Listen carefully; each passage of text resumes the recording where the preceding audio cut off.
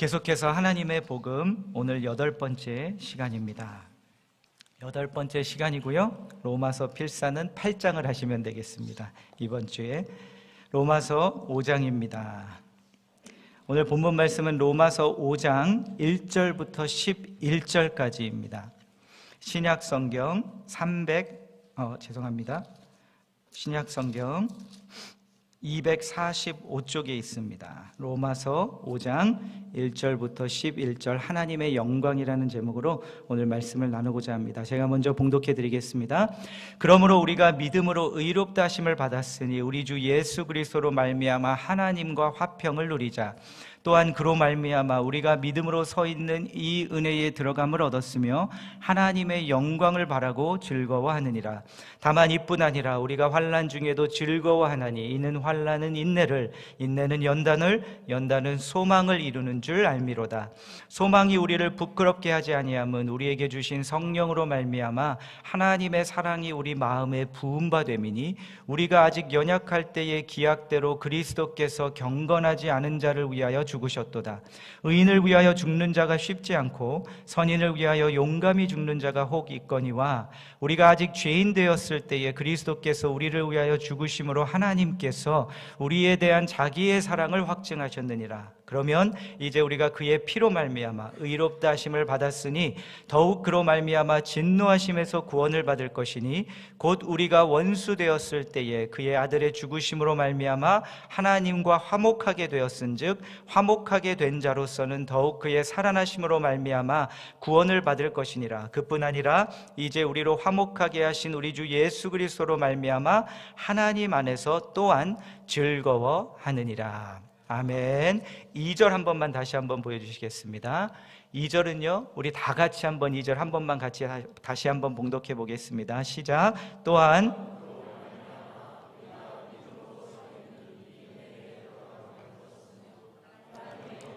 바라고 즐거워하느니라. 아멘. 아멘. 여러분, 신앙생활을 하시고 나서부터 여러분의 삶에 바뀌신 것이 있다면 무엇이 있으십니까? 이것이 오늘 이번 주 아이스브레이크 질문입니다.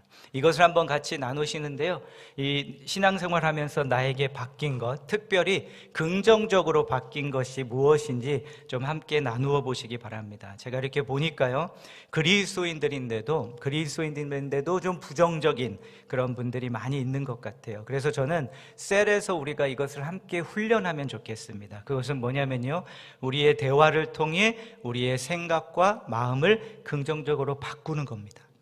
자꾸 악한 세력이 끌고 들어가려는 부정적인 생각으로 빨려 들어가는 것이 아니라 그 자리에 모여서 하나님께서 주시는 생각과 마음을 나누고 말씀을 통해 그것을 나누면서 우리가 계속 적과 꿀이 흐르는 영적의 땅으로 계속 나아갈 수 있도록 그 훈련을 함께 하자는 것입니다. 그래서요, 이것을 함께 셀에서 나누시면서 제가 예수 믿고 신앙생활하면서 이러한 좋은 변화가 있었습니다. 그러면 들으시고 아멘 하시고 또 돌아가시면서 한 분씩 나누시고 주님께 영광을 돌리시는 그러한 셀 모임이 되시면 좋겠습니다. 오늘 본문은요, 바로 드린 이 질문에 대한 답입니다. 그 질문은요, 하나님의 복음을 받아들인 그리스도인에게 어떤 변화가 일어나는가? 이 변화가 어떤 변화가 일어났는지를 설명해 주시고 계신 말씀입니다. 첫 번째로 그 변화는 화평이라고 말씀합니다. 1절 다시 한번 보겠습니다. 그러므로 우리가 믿음으로 의롭다 하심을 받았으니 우리 주 예수 그리스도로 말미암아 하나님과 화평을 누리자. 사랑하는 성도 여러분, 화평을 깊이 누리시는 그 축복이 임하는 오늘 예배가 되시기를 간절히 소원합니다. 아멘. 그 화평은요, 그런데 하나님과의 화평입니다. 내 마음 안에 평안이 없습니까? 상황이 안 좋아져서만 그런 것이 아닙니다. 하나님과의 화평이 깨어졌기 때문에 그런 겁니다. 그래서요, 모든 우리의 화평은 하나님과의 화평으로부터 시작하고 그 하나님과의 화평은 아들 예수 그리스도를 통해서 시작한다. 그 화평 안으로 들어간다. 이것이 바로 하나님의 복음입니다. 두 번째로 예수 그리스도를 믿는 이들에게 주어지는 변화는 확신입니다. 3절부터 5절 한번 보시겠습니다. 다만 이뿐 아니라 우리가 환난 중에도 즐거워하나니 이는 환난은 인내를, 인내는 연단을, 연단은 소망을 이루는 줄 알미로다. 소망이 우리를 부끄럽게 하지 아니함은 우리에게 주신 성령으로 말미암아 하나님의 사랑이 우리 마음에 부은 바 됨이니. 여러분, 예수 믿는다고 고난과 시련, 환난이 다 사라지는 것 아닙니다. 그런데 그 환난 가운데, 시련 가운데 우리에게 사랑이 주어졌습니다. 하나님의 그 사랑. 이 사랑은 확고한 사랑입니다. 확고한 사랑이라는 것은 변하지 않는다는 겁니다. 사라지지 않는다는 겁니다. 그래서 그 사랑이 주어졌기에 그 확고한 사랑으로 인해 주어지는 확신, 환난 가운데 확고한 사랑으로 갖는 확신, 이것을 예수 믿고 또 의롭다 칭함받은 자들에게 일어나는 변화라고 두 번째로 말씀합니다.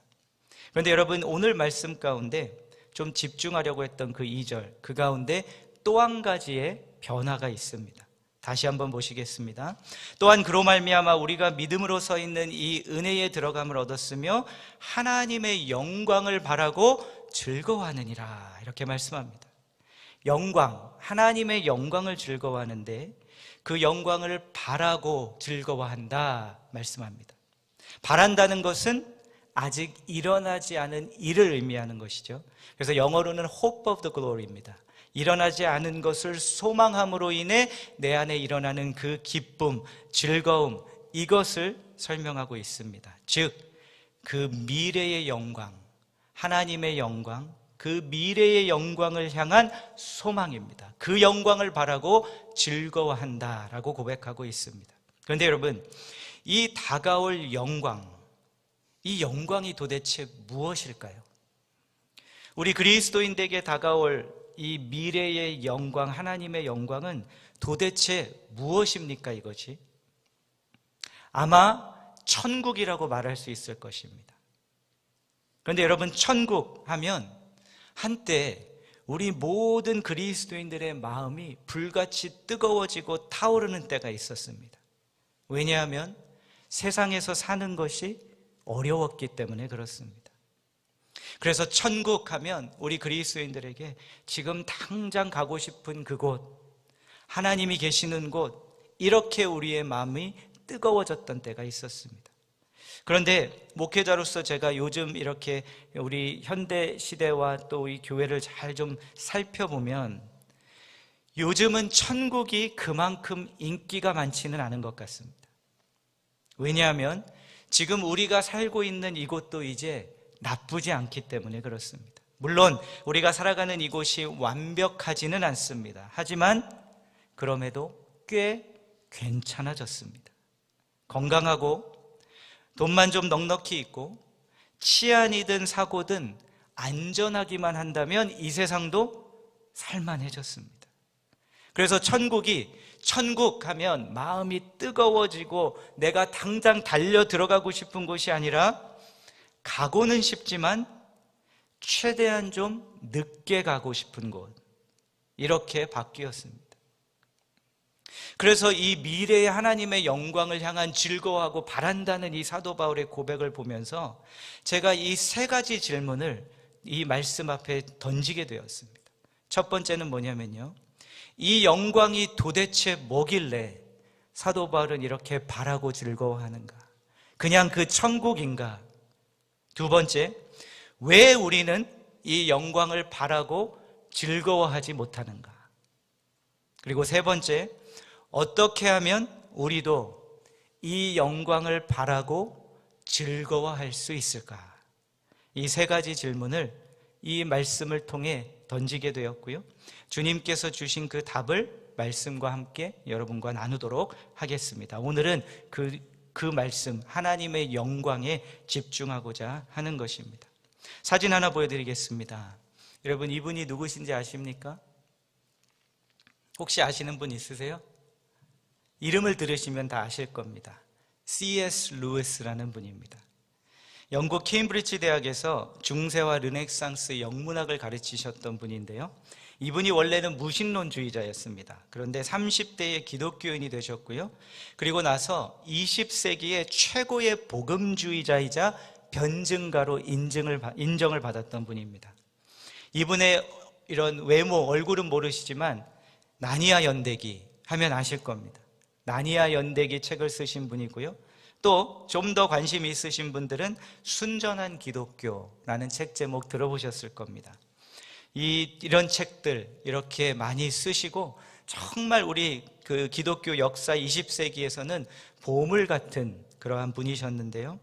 저는 아까 드린 그 세 가지 질문, 그 세 가지 질문에 대한 답을 이분이 쓰신 책 하나에서 찾을 수가 있었습니다. 그 책의 제목은 뭐냐면요, 그 다음 슬라이드, 영광의 무게라는 책입니다.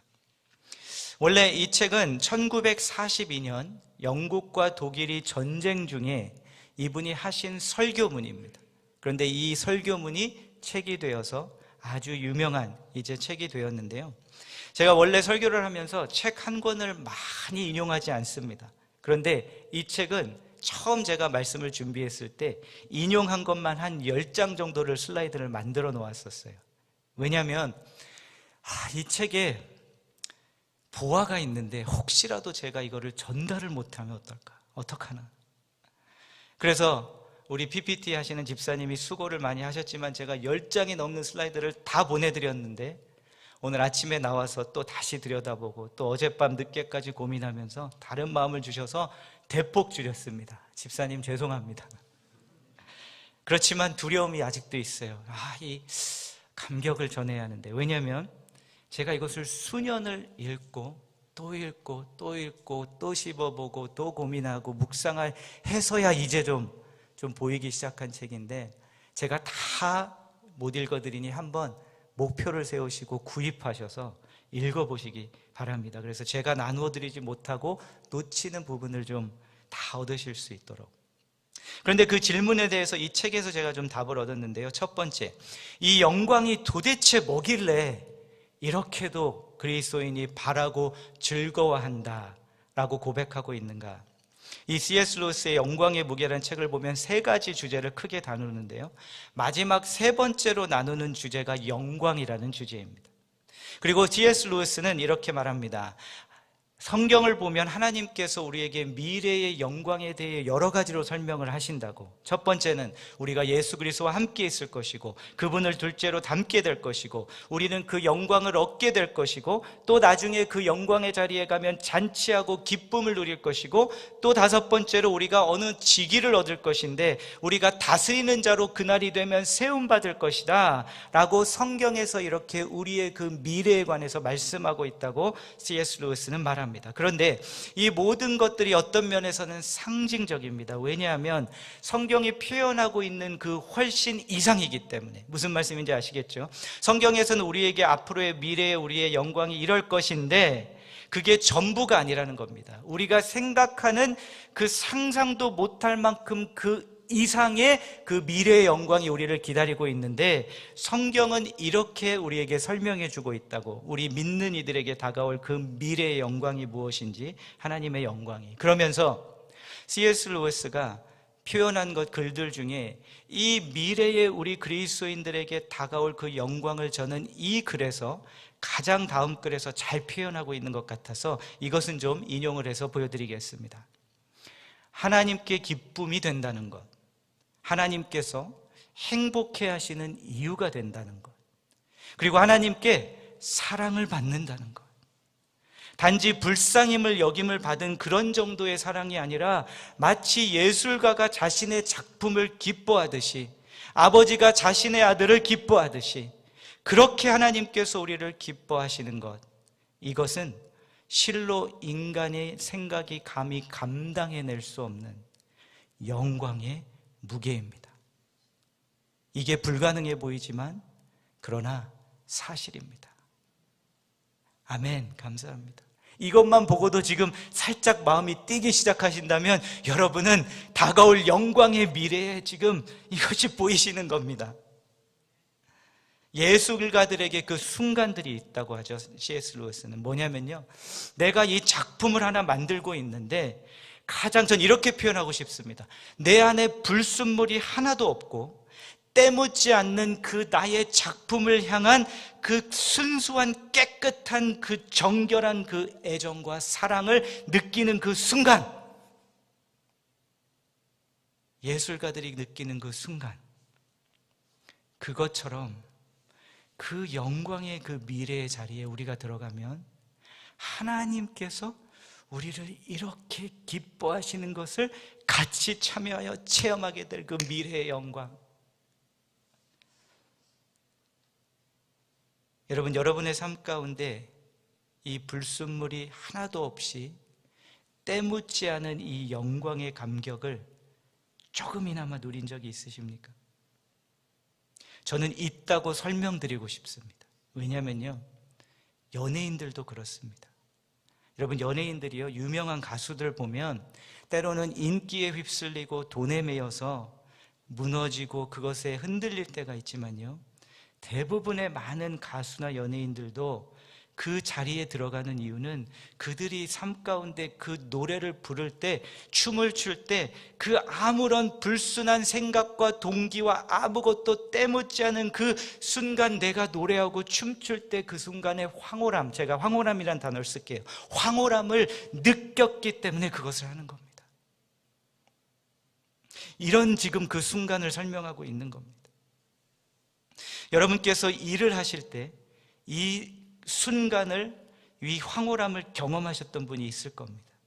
물론 막상 내가 월세를 내야 하고 손님이 없어서 나 어떻게 이거 재정 채우지 하는 그 마음을 빼앗길 때는 있지만, 처음 주님께서 이 사업을 향한, 이 일을 향한 비전을 주시고 부르심을 주셔서 그 순간 그 일을 시작했을 때 그 아무것도 다른 감정도 없고 다른 불순한 때 묻은 것 아무것도 없고, 그 순간 짧은 그 30분, 10분, 5분이었을지라도 그것만으로 황홀하고 충족했던 때가 있지 않으셨습니까? 주의 일을 할 때 하다가 지치고 충돌해서 마음에 시험이 들어서 그것을 마음을 빼앗겼을 때는 있지만, 그 주님이 부르셔서 그 일을 할 때 그 순간 내가 지금 정말 누가 뭐라고 하든 어떤 말을 하든 안 하든 평가를 좋게 하든 말든 나는 지금 온전히 주님을 위해 하고 있는 거야 라는 그 순간의 그 체험만으로, 그 순간만으로 황홀했던 그 경험. 아이를 낳고 키워본 분들은 이 경험이 있으실 겁니다. 그 아이를 낳고 내가 내 품 안에 안았는데요, 아무런 이 아이가 나에게 해주는 것도 필요 없고 아무것도 나에게 해주지 않아도 나의 모든 힘들고 어려움이 다 사라지고 그러한 때 묻은 그런 동기가 다 사라지면서 그냥 그 아이 자체를 안고 있는 그 순간만으로 아무것도 나에게 보상이 없어도 황홀함을 느꼈던 그 순간, 바로 지금 C.S. 루이스는 이것을 설명하고 있는 겁니다. 그 미래의 영광의 날에 주님이 나의 그 아버지가 되어주시고 내가 그 아기가 되어 그 주님의 품에 딱 안겨서 하나님이 예술가가 작품을 다른 아무런 이유와 목적과 동기 없이 그냥 나의 작품이기 때문에 사랑하고 그 사랑을 체험하는 그 아기처럼, 바로 이것이 우리의 천국이자 하늘나라이자 미래의 영광이라는 겁니다. 그래서 이것을 알 때 로마서 5장 2절에서 이 하나님의, 다시 한번 보여주시면, 영광을 바라고 즐거워하느니라. 이것을 제가 깨닫고 다시 보니까요, 성경에는 이 하나님의 영광의 맛을 보고 소망한 이들이 있었습니다. 모세가 백성들이 하나님 앞에 죄를 짓고 다 버리시겠다고 할 때 절대 주님 버리지 마십시오, 같이 가십시오 그랬더니 하나님이 그래 같이 가겠다 그럽니다. 그러면 하나님께서 같이 가겠다 하셨으니 알겠습니다, 주님 가시죠 이러면 되는데, 출애굽기 33장을 보면 모세가 다시 한번 또 여쭙니다. 같이 가셔야 합니다. 아니 좀 전에 같이 간다고 말씀하셨지 않았습니까? 그런데 그 다음에 모세가 뭐라고 말씀을 드리냐면요, 주의 영광을 내게 보이소서. 왜 두 번 또 말씀을 드렸는가? 못 들어서 주님이 나랑 같이 안 가시겠다, 아니 말했다니까가 아니라 같이 가시는 것만이 중요한 것이 아니라 이 미래의 영광의 즐거움을 맛을 본 모세로서는 같이 가셔도 이 영광이 같이 없으면 못 간다는 겁니다. 사도 바울이 내가 이 땅에 사는 것도 좋은데 죽는 것이 유익하다고 고백한 것이 이거구나. 차라리 세상을 떠나서 그리스도와 함께 있는 것이 훨씬 더 좋은 일이라, 이 영광, 그날에 다가올 영광의 무게를 사도 바울은 느끼고 있었던 자였기 때문에 그 무게를 생각하면 하나님께서 자신을 꼭 안아주시면서 아이를 안고 아무런 다른 것 없이 그냥 그 자체로 기뻐하시는 그 품 안으로 들어가는 것이 그 무게를 느끼고 있었기 때문에 떠나서 주님께 가는 것이 더 좋다고 고백한 것이 이거구나. 다윗이 간음죄를 범하고 나단 선지자가 찾아왔을 때 주님 앞에 고백하면서 나를 주 앞에서 쫓아내지 마시며 주의 성령을 거둘지 마시고 주의 구원의 즐거움을 내게 회복시켜달라는 게 이 고백이었구나. 그냥 내 죄 용서받아서 이제 범죄자 아닌 게 충분한 것이 아니라 내가 지금 조금이나마 맛보고 있는 이 영광, 하나님의 영광을 빼앗길까 봐.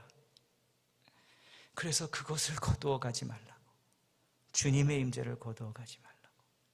다른 것은 없어도 살지만 그날을 향해 내가 맛본 이 즐거움과 바라고 즐거워하는 그것을 내가 체험 못하면 저는 죽는 게 낫습니다.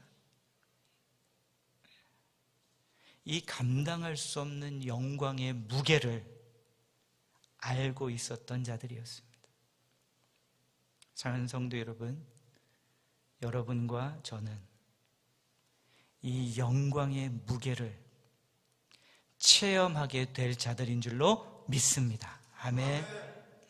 그러면 두 번째, 왜 우리는 그러면 이 미래의 영광을 사도 바울처럼, 모세처럼 못 누리고 있을까? C.S. 루이스는요, 아직 우리가 누릴 수 있는 단계에 이르지 못했기 때문이라고 말합니다. 무슨 말이냐면요, 예를 들어서 설명하는데, 영국에서는요, 교육 시스템에 예전에 보면, 지금은 하는지 모르겠지만 초등학생 때부터, 어릴 때부터 아이들이 라틴어와 그리스어를 배웁니다. 그런데 C.S. 루이스가 말하는 건 뭐냐면요, 이 아이들이 지금 라틴어와 그리스어를 배우는데, 그렇다고 그것을 배우는 순간 지금 그 놀라운 그리스의 고전들의 그 황홀함을 느끼고 있지 못합니다. 배우고는 있지만. 왜냐하면 실력이 안 되기 때문에. 아직 그것을 누릴 수 있는 단계까지 못 나간 겁니다. 그런데 중요한 것은 이 고대 그리스어를 배우기 시작함으로 인해 이들에게는 이제 연결된 게 있습니다. 시작된 것. 언젠가는 그 고대의 그리스 그 클래식들을 읽으며 감격할 날이 올 것이 이제 시작된 겁니다. 연결이 된 겁니다. 그런데 못 누리고 있습니다. 바로 우리가 그렇다는 겁니다. 우리가 경험하지 못하는 것은 예수 그리스도를 믿는 순간 저 영광의 무게는 이미 우리에게 연결이 되어 있습니다. 빼앗길 수 없는 것이고요, 그날은 옵니다, 우리에게. 그런데 우리가 누리지 못하는 이유는 우리가 아직 실력이 없어서 그런 겁니다. 영적인 실력이라고 할 수 있을까요? 영적으로 둔해서 그렇다고 할 수 있을까요? 감각이 없기 때문에 아직 이 그리스어를 공부하고 있는 아이가 지금은 아무리 라틴어와 그리스어를 공부하고 있어도 그 고전들을 읽을 수가 없는 것처럼, 읽어도 그 기쁨을 못 누리는 것처럼, 우리도 그 천국과 미래의 영광이 이미 개런티 돼 있는데 누리지를 못하고 있다는 겁니다.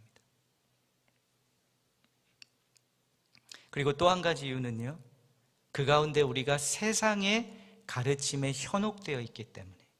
세상의 가르침은 뭡니까? 지금 너희들 마음 안에 있는 그날을 향한 그 바램, 소원, 갈망, 세상은 뭐라고 가르치냐면요, 그게 이 세상에 있어, 이렇게 가르친다는 겁니다. 그래서 이것을 채우기 위해서 세상 것들을 막 쫓아다니는 겁니다, 우리가. 그 다음 인용 글 보실까요? 또 그 약속된 보상이란 것들이 얼마나 엄청난 것들인지에 대해 한번 생각해 보기를 바랍니다. 그러면 아마 주님은 우리의 갈망이 너무 지나치다고 생각하시는커녕 오히려 너무 약하다고 생각하고 계실 것입니다. 우리 인간들은 얼마나 한심한 피조물인지 무한한 기쁨을 주겠노라는 제안을 듣고서 하나님께서 이 영광을 주시겠다고 약속했는 것을 알고 있으면서도 그저 술이나 섹스나 야망 같은 것들이나 만지작거리면서 놀려고 하는 어리석은 피조물들입니다. 우리는 너무 시시한 것에 쉽게 만족해버리는 것입니다. 마치 바닷가에서 휴가를 보내는 것이 어떤 것인지 상상할 수 없어서 뒷골목이나 배회하고 싶어하는 무지한 아이들처럼 말입니다. 영어를 보면 이 뒷골목이 슬럼이라고 되어 있습니다. 지저분한 그 길거리에서 진흙덩이로 만들어서 노는 그것이 더 좋다고 해변가의 백사장의 해변에 초대를 받아서 그곳을 오라고 하고 있는데, 우리는 여기서 그것들을 찾아다니면서 그것이 그 영광인가 보다 하면서 그것을 흡수하고 있다는 겁니다. 그래서 우리가 이 영광을 누리지 못하고 있다, 맛보지 못하고 있다. 다 이것들에 소비해버리고 소진했기 때문에 그 영광을 향한 에너지와 영광을 향한 바램과 기쁨이 다 이 땅의 것들로 다 소진돼 버려서 남아있지 않는 겁니다. 그런데 또 뭐라고 말씀하시냐면요, 세상은 우리를 그렇게 현혹하는데 막상 우리가 그 안에 들어가면 우리를 배신합니다. 여러분이 갈망했던 그 목표, 그것을 따라 들어갔는데 결국에는 허무함이 찾아오는 것이 바로 이것 때문입니다. 사랑하는 성도 여러분, 쉽게 만족하지 않으시는 그리스도인들이 되시기를 주의 이름으로 축복합니다. 아멘. 쉽게 만족하는 자가 되지 마십시오. 영적으로는. 마지막, 그러면 어떻게 하면 우리가 이 미래의 영광을 지금 사도 바울의 고백처럼 바라고 즐거워할 수 있을까? 세 가지 주제 중에 두 번째가 갈망이란 주제입니다. 이것을 C.S. 루이스는 우리 안에 있는 영적 그리움이라고 표현하는데요, 우리 안에 본향을 향한 그리움이 우리 안에 다 있다는 겁니다. 그리고 이것은 마치 우리가 평생 들어가려고 두드리는 문과도 같다고. 그런데 평생 두드렸는데 열리지 않는 것 같은 이 문이 순간 조금 열리는 순간이 온다고 합니다. 그때가 언제냐면 예수 그리스도를 만날 때. 그 다음 걸 볼까요? 동시에 우리는 면류관 이전에 십자가가 있다는 사실 또한 잊지 말아야 합니다. 제가 바꿨습니다. 제가 한어를 보고 이해가 안 돼서 영어를 찾아보니까 번역이 좀 틀린 것 같아서. 뭘 얘기하고 있냐면요, 바로 예수님의 십자가 사건이 먼저 있었다는 겁니다. 면류관의 영광이 있기 전에. 그래서 이 예수를 통해 차갑게 닫혀있던 세계의 벽이 하나님의 다가올 영광을 향한 그 닫혀있던 문이 한 틈이 벌어졌습니다. 우리의 선장 되신 예수 그리스도를 통해 그 틈이 벌어져서 이제 그 안에서 우리를 따라 들어오라고 초대하십니다. 기독교인의 삶에 있어서 핵심은 물론 그분을 따르는 겁니다. 그래서 이 예수를 만나고요, 이 예수를 통해 보게 되면 이 멀리 있는 하나님의 영광의 그날 말씀드린 그 영광, 그 순간이 문이 조금 탁 열리면서 안 보이던 우리들에게 보이기 시작하는 겁니다. 예수를 통해서 보면, 예수를 만나면 그 하늘나라의 영광이 가고 싶지 않은 곳이 아니라, 그날 아까 말씀드린 하나님이 나를 기뻐하시고 기뻐하시는 품 안에 전적으로 달려들어가는 그날이 문이 열려서 좀 보이기 시작합니다. 어떻게 하면 우리가 이것이 우리의 것이 되고 더 누리고 즐거워하고 바랄 수 있습니까? 우리의 선장 되신 예수 그리스도를 계속 바라볼 때, 예수 그리스도를 통해 살아갈 때, 말씀이신 예수 그리스도가 있는 성경책을 펴고 읽고 들어가고 묵상할 때 틈이 열린 문을 통해서 우리에게 보이기 시작합니다. 그 영광의 날이. 그래서 이 선장 되신 예수님을 자꾸 따라가고 그러면서 내 인생에 아까 말씀드린 뒷골목에 슬럼에서 자꾸 걸어 나오고, 이곳에서 진흙덩어리 가지고 그것 만들어서 소꿉장난하며 이것이 기쁘다고 하는 것이 아니라 그 자리에서 걸어 나오고 바라기 시작하고 수원하기 시작하고, 그러면 틈이 벌어진 우리에게, 보이기 시작한 우리들에게는 점점 더 선명하게 보이고, 그 무게가 점점 더 커져가면서 이제는 주체할 수 없는 감격으로까지 이어지고, 거기 지금 가도 되겠다는 마음까지도 일어난다는 것. 또 한 가지 가르쳐 드릴까요? 새 찬송가 479장부터 494장까지 다 그날을 향한 찬양입니다. 하나씩 계속 불러보십시오. 벌어진 그 틈을 바라보면서 찬양을 계속 불러보십시오. 그러면 보일 겁니다. 또 한 가지 가르쳐 드릴까요? 죽음의 자리에 있으십니까? 내 죽음은 아닐지라도 내가 사랑하는 이가 죽음 앞에 서 있습니까? 내 안에 하염없는 눈물만 흐릅니까? 내 안에 고난과 시련이고 아픔입니까? 그 가운데 이 벌어진 틈을 통해서 보는 겁니다. 그래, 그날 지금 내 사랑하는 이가 나를 떠날지라도 이 벌어진 틈을 통해서 내가 보면 이분은 저 영광의 자리에 들어가는구나. 우리가요, 그러한 주위에 안타깝지만 헤어짐의 죽음이 없으면 우리는 그 틈으로 안 봅니다. 그 죽음이 내 앞에 있으니, 내가 사랑하는 이의 죽음을 앞에 함께 서 있으니 그 틈을 이제 어쩔 수 없이 보는 겁니다. 그 틈을 통해서 보고, 그래, 저 틈을 통해서 보니 영광이 보이는구나. 그래, 이분은 예수 그리스도를 믿는 분이기에 그 틈을 통해 저기에 들어가시겠구나. 아, 내가 사랑하여 떠나보낼 수밖에 없었던 그분이 예수 그리스도를 알고 두드렸던 분을 활짝 열고 그곳에 들어가신 것이구나 하며 그것을 보고 그 영광의 무게를 느끼고 그 영광의 무게를 향해서 계속 그것을 붙들고 나아가면 이것이 보이고 누릴 수 있게 됩니다. 내가 쫓던 영광들이 나를 배신할 때가 있죠. 그때가 이 영광을 볼 수 있는 때입니다. 내가 이것에다가 모든 것 올인하면 행복할 줄 알았습니다. 올인했습니다. 그런데 이것이 나를 배신하고 있습니다. 그때가 바로 벌어진 틈을 통해 봐야 할 때입니다. 그렇구나, 이 영광이 아니었구나. 저 영광이었는데 나는 그 영광을 향한 갈망을 이것에다 걸고 있었구나. 내 자녀에게 모든 것을 걸었는데 그것이 무너졌을 때, 내 사업에 나의 영광이라 생각하고 모든 것을 걸었는데 그것이 다 무너졌을 때, 그때가 벌어진 틈을 통해 이 영광의 무게를 보게 하시는 때입니다. 저에게는 늘 말씀드리는 새벽의 기도의 순간, 그 틈이 막 열리는 순간입니다.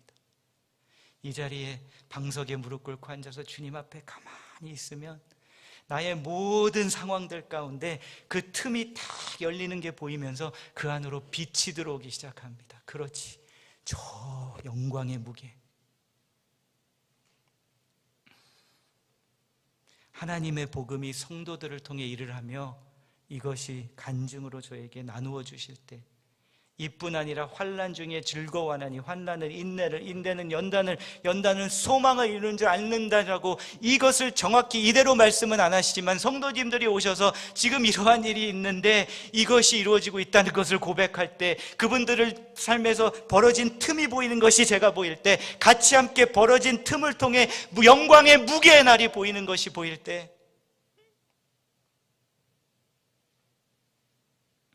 그때 바로 그 영광의 무게가 나의 것이 되고,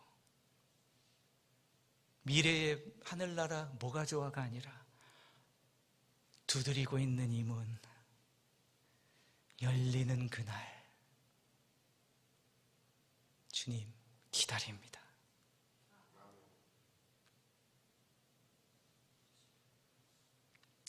오늘의 대지입니다. 사는 성도 여러분, 다가올 그날의 영광의 무게를 쫓아가십시오. 쫓아가십시오. 이 땅의 영광들 언젠가는 배신당합니다. 우리. 저는 이것을 함께하는 교회 되기 원합니다. 우리 교회가 이 벌어진 틈에 보이는 영광의 무게를 함께 보고 이것으로 계속 같이 쫓아가는 교회. 이것을 자꾸 틈이 벌어진 것을, 문이 조금 열린 것을 보여드리고 설명하고 설명하는 목회. 세상의 슬럼과 진흥탁에서 뒹구는 것이 아니고 그것이 최고인 것처럼 뒹굴면서 그냥 이곳에 와서 주님에게 세상의 그 뒷골목에 있는 그 진흙탕 좀 더 축복해 주세요 하는 교회가 아니라 그 슬럼에서 함께 걸어나와 뒷골목에서 함께 걸어나와 영적인 백사장의 해변으로 같이 걸어가서 그 아래서 함께 서서 영광의 빛을 다 같이 누리면서 곧 언젠가는 영광의 그날 함께 바라고 즐거워하는 교회, 함께 이 영광의 무게를 쫓아감으로 인해 그 영광을 함께 누리는 그러한 우리 한소망 공동체가 되기를 주의 이름으로 축원합니다.